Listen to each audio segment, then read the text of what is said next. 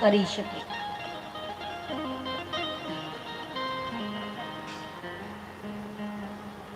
તો બાપ દેવી દેવતાઓ ભેગા થઈ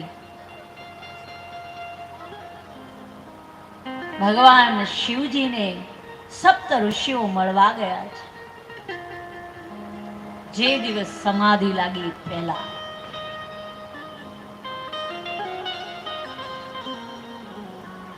તો અહીંયા શરબત આવી ગયું છે. રસ આવી ગયો છે. શરબત તો નહીં પણ રસ આવ્યો છે ભાઈ. સત્સંગ રૂપીની અંદર આ પટાગણની અંદર રસપાન કરી લો અને જે કાંઈ ફાળો ફંડ આવતો હોય એ પણ બોલજો.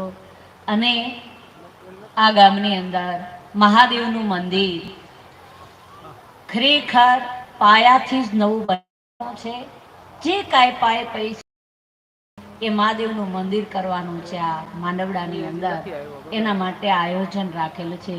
તો દરેક ભાઈઓ બહેનો ફૂલની પાખડી આ મંદિરની અંદર મારા વાલા કંઈનું કંઈ આપતા રહેજો.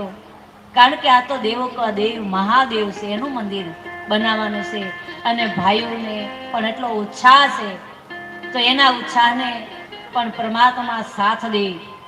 અને બધાય ભાઈઓ એનો ગામના જનો બાર ગામના કે સુરત રહેતા હોય એ બધાય ભાઈઓને મારી વિનંતી છે કે બધાય આ મહાદેવના મંદિરની અંદર સાથ સહકાર દે.